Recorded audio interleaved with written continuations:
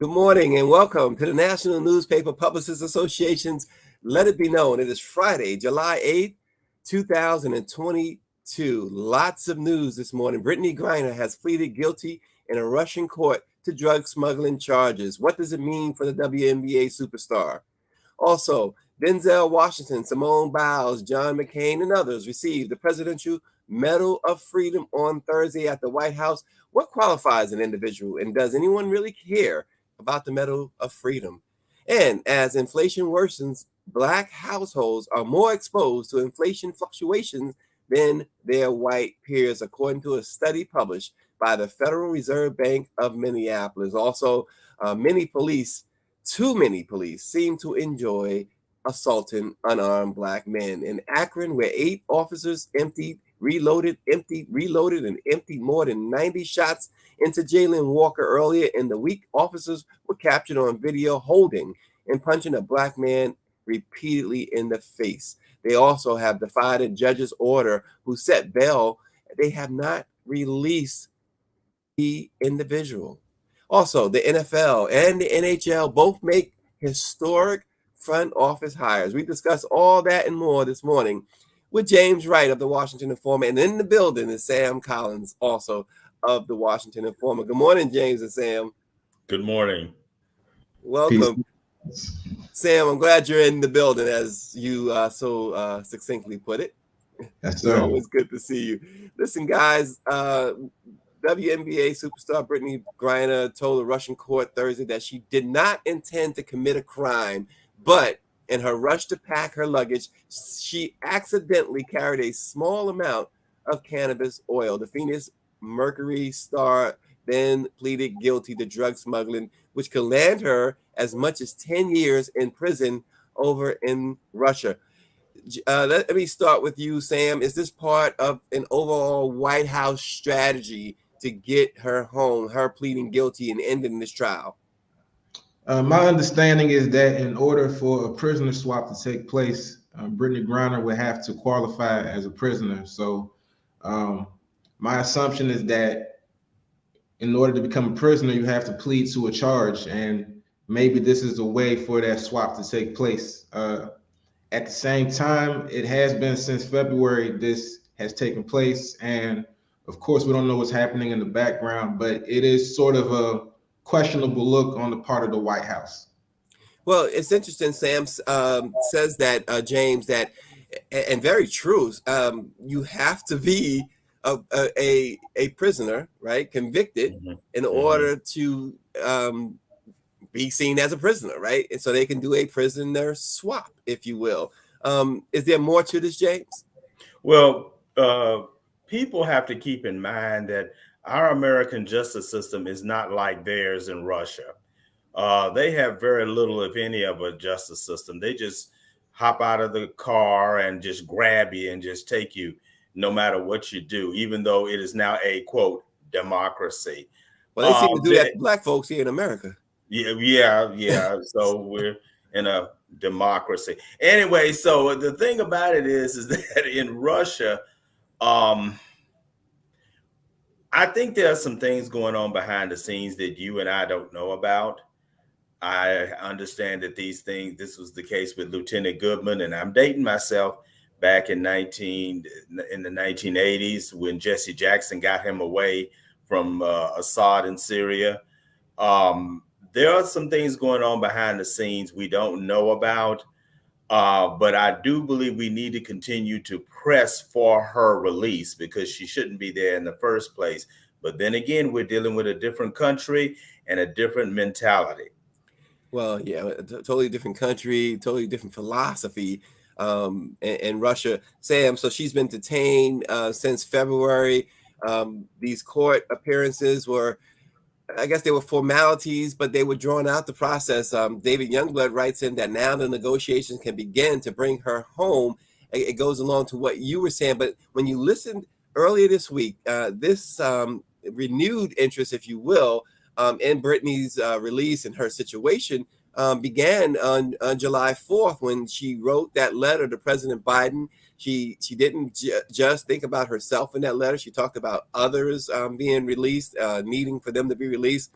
But I thought what was interesting, Sam, and I don't know if you caught this or not, when her wife gave the interview, Sherelle Griner gave the interview before her conversation on the phone with Kamala Harris and Joe Biden.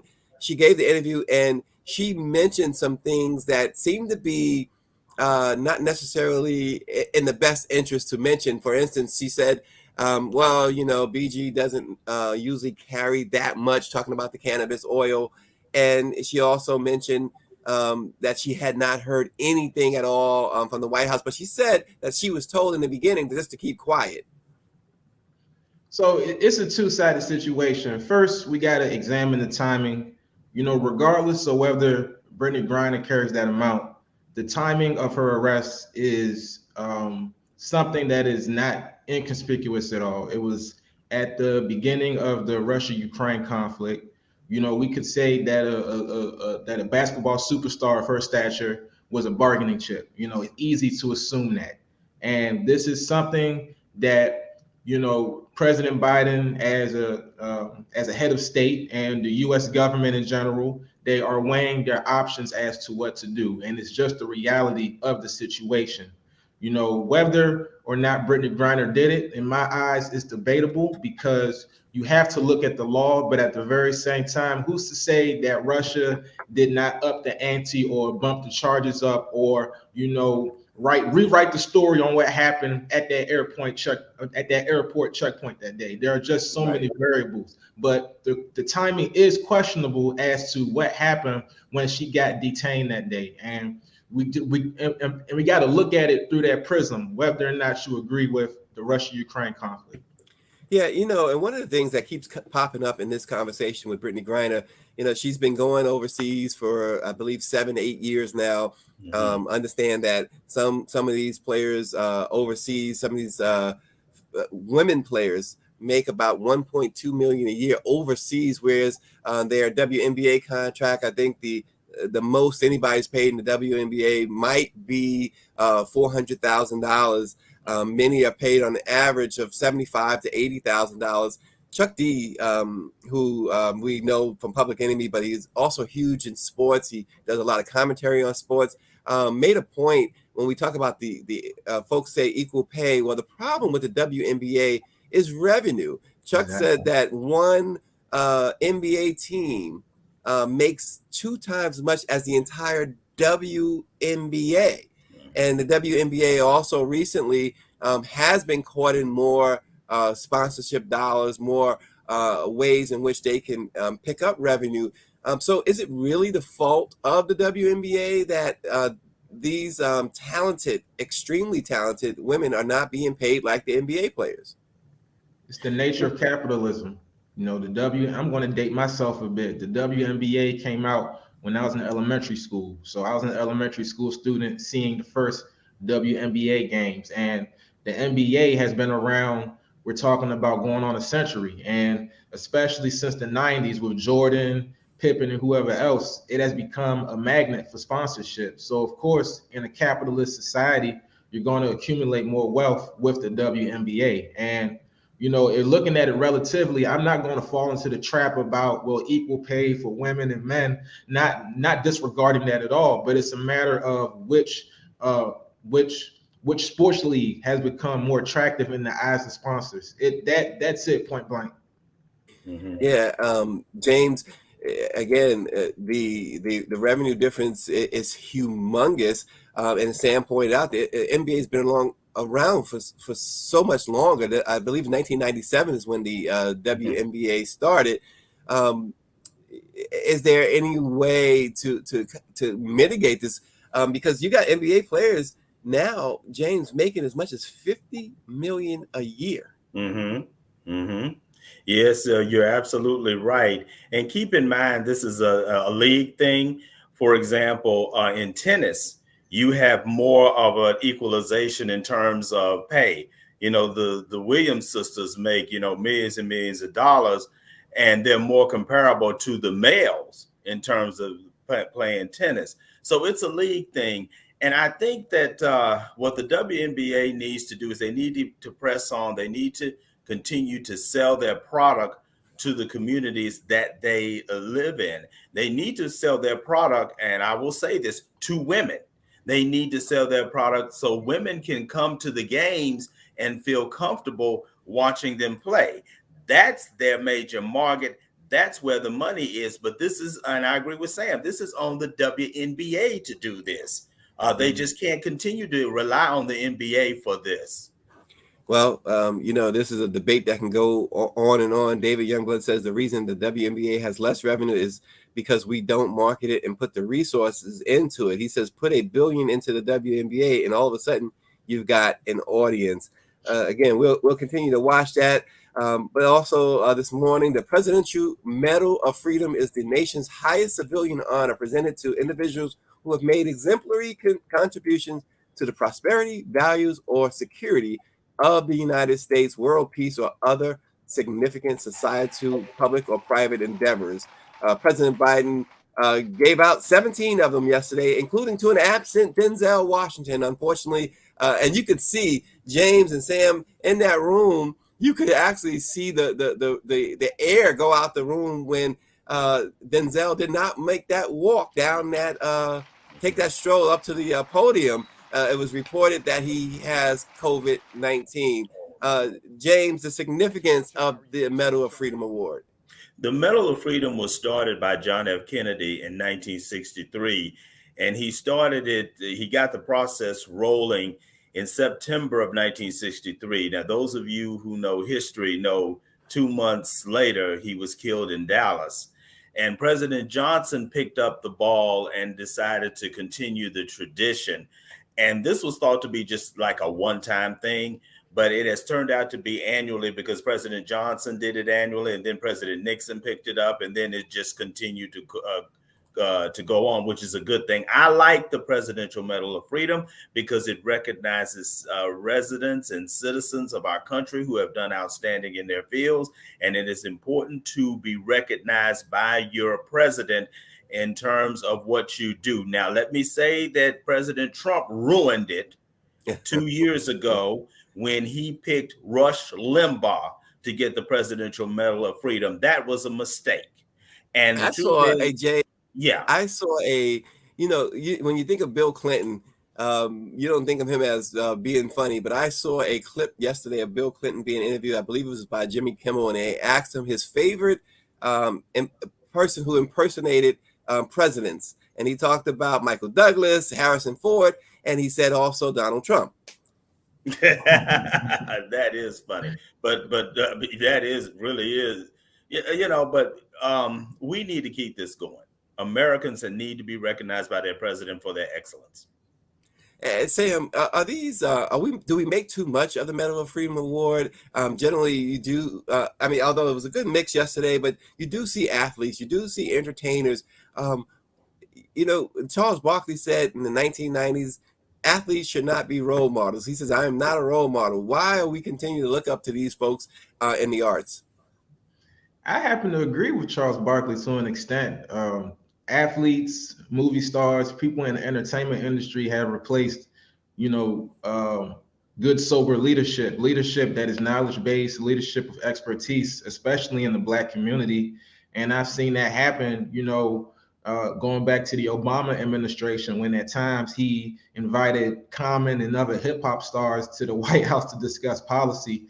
In regards to the Presidential Medal of Freedom, I don't really see, I'm not going to say it's inconsequential. At the same time, what I will say is when we're talking about freedom is a relative term in the United States. And I got to shout out, our OG civil rights a superstar, Diane Nash, and we got to think about what has really changed. Things have changed since the time she was on the front lines with SNCC organizing in the South, in the belly of the beast. But what has really changed, at the holistic level since then? What freedom are we talking about? Or is this just pomp and circumstance at the end of the day?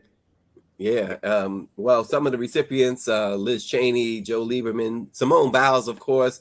Simone Biles had me cracking up we won't even go into why, but Fred Gray, he represented Rosa Parks, the NAACP, and Martin Luther King Jr. who called him the chief counsel for the protest movement. Kazir Khan was also awarded. Sandra Lindsay, the New York critical care nurse, was the first to get the COVID vaccine once the pandemic started. Cindy McCain accepted for John McCain.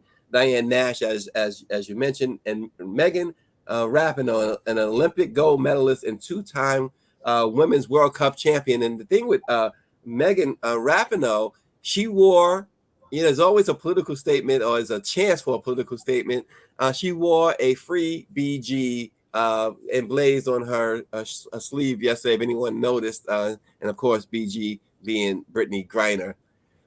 Sam and James, Black households are more exposed to inflation fluctuations than their white peers, according to a study published by the Federal Reserve Bank of Minneapolis. The differences, while not overwhelming, should not be considered trivial, the study authors wrote. For example, if prices paid by white households increased by 7% over a year, calculations by researchers suggest that one may expect them to increase by 7.5% for Black families. Sam, inflation, James, inflation is really crippling Black households.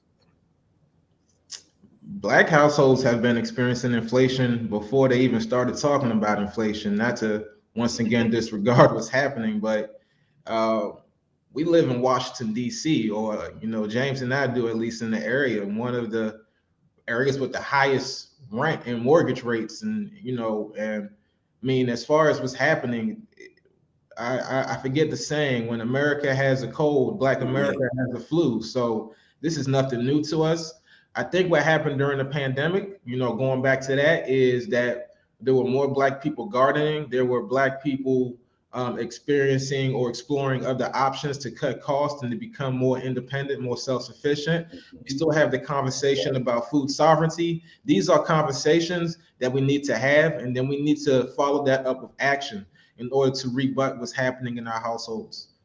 Yeah, the authors wrote, James, that, and I quote, "In our research, we examined how this informs the trade-off between inflation and unemployment stabilization for white and Black households. The result implies that when evaluating trade-offs between inflation and unemployment, one ought to keep in mind that the cost of inflation may be borne disproportionately by the more disadvantaged group." And we see gas, food, and other prices rising.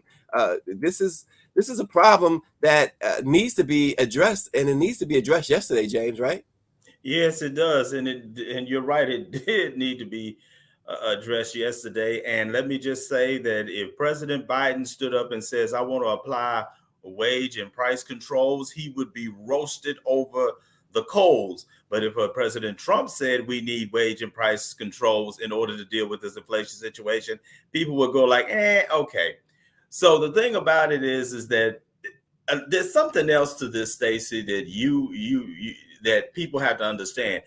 Black households rely more on credit in terms of their livelihoods than white households. So a lot of the things that Black households get in terms of gas and groceries, we tend to put that on our credit cards, whereas the whites, they can just buy it out of pocket. And so that's also another undercurrent in terms of this, and that needs to be explored and handled. Well, it's certainly something that we'll continue to explore, and hopefully this is a problem that gets handled. Sam and James, we move on. A use of force investigation has been launched after video surfaced of an Akron police officer punching a protester. The incident happened on Wednesday night. The protester in the video is Michael Harris of North Carolina. The 37-year-old was one of 7 people arrested in Akron protests. Video shows an officer hitting Harris repeatedly with closed fists while 2 other officers have his arm. The guy you just saw getting punched in the face, that was Michael Harris. He was arrested with Jacob Blake Sr. last night. 2 cops were holding his arm while a 3rd cop punched him in the face repeatedly. Shortly after that video, Bianca Alston, which is Breonna Taylor's aunt, and Cortez Rice, which is the father of Jamari Rice, were also arrested. Well, this morning, a judge set bail for Cortez, Bianca, and Michael Harris, the guy who was being punched in the face. So Akron Bail Fund went up to the clerk's office to pay those bails. But when they got there, they were told they could only post bail for Cortez and Bianca. They were told they can't post bail for Michael because Michael's being held for being uncooperative. Now, I don't know what the fuck that shit means, but it sounds illegal as hell to me. The judge set a bail, we should be able to pay that bail, and he should be released. Well, turns out we just got off the phone with Michael Harris, and he said he's being fully cooperative. The fact of the matter is, they don't want to let Michael Harris out because they don't want everybody to see what they did to his face. Call this number and demand the immediate release of Michael Harris from the Summit County Jail. I'll throw it to you on that, Sam. Wow. You're on mute, Sam. I apologize about that. We got to look at this in context, and we're going to go back to inflation real quick and the presidential award of freedom. We're living in a pseudo-American democratic society, and protesters especially have to understand that in the aftermath of police incidents. If a man can get shot several dozen times and killed by police officers, what makes protesters think that they can go down to a protest and police are going to follow the letter of the law that they don't even follow? We have to get that in our minds. And as Black people, especially in this country, we get very emotional when it comes to situations like this. It is just like wash, rinse, and repeat with us. They proliferate these videos that get us hyped, that traumatizes and re-traumatizes, that we go on the front lines without an action plan, a long-term action plan. It is just like participating in a video game. And this happens in the United States particularly. In other countries, when they protest, they understand that the military is synonymous with that the police is synonymous with the military. They understand what time it is. They have weapons as well. They understand that they're going to get out there and get hurt.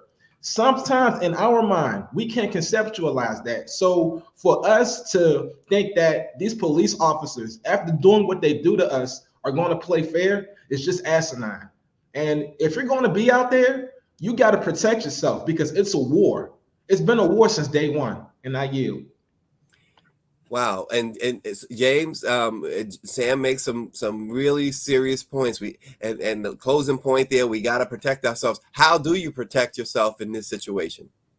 I honestly don't know, and I think Sam makes a great point that we're at war now. People like me, we don't think that we're at war, but the police officers, particularly those police officers, think that they are at war, and they may have a mental moment in which they see this person and they feel like this is a criminal and I gotta, even though they're unarmed, they gotta beat them up. You know, I was looking at that video, and the thing that really disturbed me, Stacey and Sam, is that there were no Black police officers there. You had all white police officers, and this is a problem in law enforcement. We need more Black police officers. We need more Black leaders in law enforcement, and perhaps all of this shenanigans and foolishness and beating up unarmed people and killing unarmed people will stop. But we've got to do something about that, as well as do something against this blue wall too. Well, you know, it's interesting. I was watching a documentary on Hulu called Cops and Robbers, I believe is the name of it, but it's about this one Black New York City police officer who used to be in this gang called the Supreme Team. And if you know anything about New York and the Supreme Team gang, they were the ones who really sparked the whole Rockefeller laws and this idea of racketeering and really changed everything when they assassinated a young white police officer named Ed Byrne. And this gentleman was a member of that gang, and then he became one of the top cops in New York City. And during this documentary, his partner kept referring to him as the N-word. And it shows that because his actions, I mean, he never left the streets as far as his behavior was concerned, as far as the way he carried himself, but he was extremely intelligent, which they hated, of course, a Black man being that intelligent. But you got to see this documentary, because I think it really helps you to really get inside, one of what many people contend is the most racist police force in history, the New York City police force, which of course, people in Boston would probably argue as well. But you got to see this documentary, because I think it really gives us a sense of what really goes on in these police officers' mind. Because this guy, he kept going. They would put him in assignment, Sam, that because he was black, because he was sort of a renegade, they punishment assignments is what they called it. But every time they did that, he studied for the next exam. He studied to be a sergeant, and then he made it. Then they put him in another punishment assignment, and he took that time. Okay, he studied to be a lieutenant, captain, deputy inspector, deputy chief. He was on his way to being police commissioner, really. And then they found a way to get rid of him. But he talked about how police make up so much of these so-called calls that they run to make arrests, how they jump out of cars to harass black people. I mean, he really gives us some insight that we already know, but to see what happens and then to see the reaction of his fellow officers. 90+% of them are white, and in New York they're Irish. And the thing about it is they still refer to him. No matter, it's like Don King said to Michael Jackson once, no matter how big you get, you're still, in America, you're still going to be just another nigger. And that's how they treated this guy throughout his career, despite him advancing to the highest of ranks before they finally were able to get rid of him. But, it's a mindset that Sam talks about, a game plan. If you don't have a game plan, you are doing nothing but playing a video game. So, Sam, I have to agree with you there. And I didn't mean to take up all that time with my dissertation there, but let's move on. The Las Vegas Raiders. We're going to sports on this Friday. The Las Vegas Raiders hired former Nevada Gaming Control Board chairwoman Sandra Douglas Morgan as their new team president on Thursday. Morgan is the first black woman in the NFL, in NFL history, I should say, to assume the role. The hiring was announced to employees by a letter written by Morgan, according to local reports. She says, "I am thrilled to join you as we embark on one of the most exciting times in the history of our organization. I look forward to meeting each of you in person over the coming weeks." She was previously the first black woman to oversee the Gaming Control Board. She held that position from 2019 to 2021, and now becomes the third woman and third African-American to become president of an NFL team. This is really, really huge. So you got a black woman who is heading an NHL team. How big is that, Sam? I say it's an improvement, as far as her making it to the top and her putting in her work and her being recognized. We still have a ways to go. I would have to see what that milestone yields in terms of employment practices and the proportion of black employees and the outcome for black athletes in general. But, it's anything is a win, in terms of acquiring power at the end of the day. And also in the National Hockey League, Mike Griner becomes the general manager of the San Jose Sharks, the first black person ever to hold the title of general manager and the highest ranking black executive in NHL history. So there's some movement even in the National Hockey League, James. Well, forgive me for sounding cheeky. And I'll just go ahead and sound cheeky about this. I'm not as hard as my friend Sam. I think this is wonderful. I think it's wonderful that a black woman has been made president of an NFL franchise. I think it's wonderful that a black man has been made the general manager of a hockey of an NHL franchise, even though we don't, really look at that very much. And so, and by the way, as you know, there is a black president of the Washington Commanders, Jason Wright. So I think it's wonderful we're making this progress. We have a black female on the Supreme Court. We have a black female as vice president. So, we're making progress as a country. And I don't mean to sound cheeky, but, you got to give us as, credit as possible. Well, I mean, is it really, though? Is it really progress? I mean, yeah, I mean, when it hasn't happened before and it happens, you can consider that progress. But we're in 2022 and we're talking about first. Mm-hmm. That should be a problem in itself, right, Sam? We're always going to be talking about first. We haven't dominated every industry to the extent that we should, and that's just the nature of the American system. America is less than, my math is correct, less than 300 or 400 years old at this point, and we were in chains for the first couple hundred years of its existence. So that's definitely going to be the case. But if we give this a class analysis, I say, from the bottom of my heart, that these first have no bearing on the conditions of Black people in the lower and so-called middle class. So going back to the point earlier made about us revering entertainers, we have to ask ourselves, what is it that we are looking for in terms of outcomes? With these first, do we really want, material outcomes for the majority of the Black population, or do we just want feel-good moments? And I, for one, do not want feel-good moments. I think that we need more institutions, more Black-led institutions, more Black schools, more of a Black infrastructure. I am very nationalist in my mindset, if you have not noticed yet. It's hard to notice, Sam, very hard. Bobby Henry says, read this book, Black Ice, The Lost History of the Colored Hockey League of the Maritimes, 1895 to 1925. James, you probably have already read it, knowing you. I am not, but I will take Bobby Henry at his word, and I'll look up that book. Absolutely. Well, Sam Collins, you guys got to read Sam Collins in the Washington Informer. You got to read James Wright in the Washington Informer as well.